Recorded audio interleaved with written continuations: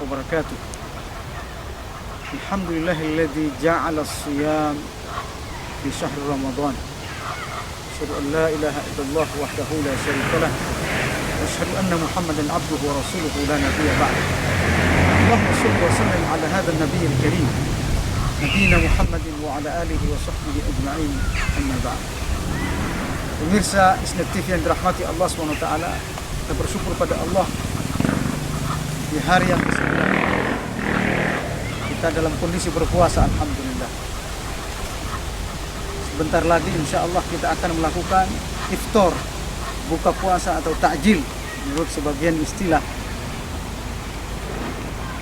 Oleh karenanya pada pertemuan ke-9 ini, mari kita melihat sunnah Nabi yang bernama iftar atau berbuka puasa.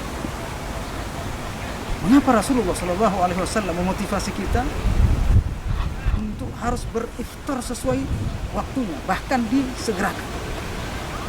Rasulullah SAW bersabda, "La yazalun nas bi khair." Orang-orang akan selalu dalam kebaikan. Ma'ajjalu al-fitr, selama mereka menyegerakan berbuka puasa. Berbuka puasa, saudaraku, adalah sunnah Nabi SAW dan menjadi salah satu ajaran Islam yang penuh rahmat. Allah mengetahui bahwa kita menahan puasa kita selama 12 jam kalau di Indonesia, 18 jam di musim panas seperti di negeri Belanda. Allah mengetahui bahwa kemampuan kita menahan lapar itu terbatas. Maka dengan rahmat Allah SWT memberikan kesempatan kita untuk segera berbuka. Segeralah berbuka, kata Rasulullah. Jangan ditunda-tunda berbuka. Oleh karenanya, berbuka puasa menjadi sunnah Nabi SAW yang harus kita lakukan. Memang sebagian orang menganggap remeh berbuka puasa. Karena berbuka puasa adalah membatalkan puasa atau memakan sesuatu yang dihalalkan oleh Allah SWT sehingga kita selesai berpuasa. Terkadang orang, apalagi di musim dingin misalnya, puasa hanya 8-9 jam, belum terasa lapar. Maka kemudian mereka menunda waktu untuk berbuka puasa sampai tengah malam, sampai tarawih dan seterusnya. Ini ternyata menyalahi sunnah Rasul SAW. Berbuka puasa, lapar atau tidak, tetap Anda harus lakukan. Karena di sana mengandung pahala yang luar biasa besarnya.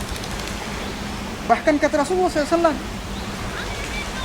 waktu-waktu atau saat-saat berbuka puasa, di dalamnya terdapat keistimewaan yang luar biasa. Apa keistimewaan, saudaraku? Keistimewaan itu adalah dikabulkannya doa oleh Allah Subhanahu wa taala bagi orang berpuasa. Berbuka puasa saat iftar. Rasulullah SAW bersabda, "Lis-shaimi 'inda iftarihi da'watun la turad." Orang-orang yang berpuasa dan ketika dia berbuka puasa ketika iftar, dia memiliki kesempatan untuk berdoa yang doanya itu tidak akan ditolak oleh Allah Subhanahu wa taala. Doanya tidak akan ditolak oleh Allah SWT. Oleh karenanya, saudaraku, sunnah juga ketika kita berbuka puasa, setelah memakan kurma sebiji, 3 biji atau 5 biji, kalau tidak ada kurma, dengan air putih, fa innahu tahur, kata Rasulullah. Setelah itu baru kemudian kita berdoa, Allahumma lakas sumtu wa bika amantu. Ya Allah, hanya kepadamu aku berpuasa, hanya untukmu aku berpuasa. Wa bika amantu, kepadamu aku beriman. Wa ala rizqika aftartu, dengan rizkimu aku beriftar, berbuka puasa ya Allah. Di saat-saat berbuka puasa dalam kondisi lapar ini, nikmat Allah itu makin terasa, saudara. Kenikmatan Allah itu makin terasa ketika kita memakannya dalam kondisi lapar. Ketika kita makan dalam kondisi kenyang, nikmat Allah itu tidak terasa dalam kehidupan kita. Ini salah satu rahasia daripada itu. doa diterima, doa dimakbulkan. Karenanya para sahabat dan para tabi'in selalu setelah makan sedikit minum air kurma, mereka tidak langsung puas-puas makan, tetapi mereka kemudian menyempatkan diri berdoa kepada Allah. Minimal kita berdoa, Allahumma laka sumtu wa bika amantu wa rizqika aftartu birahmatika ya arhamar rahimin. Sebutkan hajat Anda ketika berbuka puasa. Karena di saat-saat Anda mengakhiri rasa haus, dahaga, lapar itu, di situ Allah memberikan kemakbulan doa bagi kita. Mintalah sesuatu ketika Anda dalam kondisi berbuka puasa. Jangan buru-buru untuk memakan semuanya. Karena Allah Subhanahu wa taala membenci orang makan melebihi dari kenyang. Kata Rasulullah SAW, nahnu qaumun, kami adalah umat. Kami adalah kaum apabila makan tidak terlalu kenyang, dan kami makan tidak dalam kondisi kenyang. Kami makan ketika lapar, dan kalau makan kami tidak terlalu kenyang. Sepertiga untuk air, sepertiga untuk makan, dan sepertiga untuk nafas.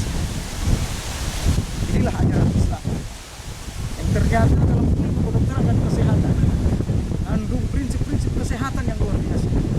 Mengapa Anda harus makan buah dahulu sebelum makan makanan berat? Karena buah itu akan menyegarkan kembali pencernaan Anda selama berpuasa. Minum air putih akan membersihkan pencernaan Anda kembali setelah lama tidak aktif ketika berpuasa di siang hari. Prinsip-prinsip kesehatan ini ternyata selalu dan dijaga dalam Islam. Saudaraku, inilah hikmah dari berbuka puasa. Bahkan kata Rasulullah SAW, hikmah yang lain yang disampaikan oleh Rasul, lis-shaimi farhatan. Orang yang berpuasa itu memiliki dua kebahagiaan sebenarnya. Salah satu kebahagiaan itu adalah inda iftarih, ketika kita berbuka puasa. Nikmatnya makanan ketika berbuka puasa. Dan yang terakhir, inda liqa'i rabbih, ketika dia bertemu Allah Subhanahu wa ta'ala. Semoga kita menjadi orang-orang yang betul-betul melaksanakan sunnah Rasulullah SAW dalam berpuasa di bulan Ramadan ini. Wassalamualaikum warahmatullahi wabarakatuh.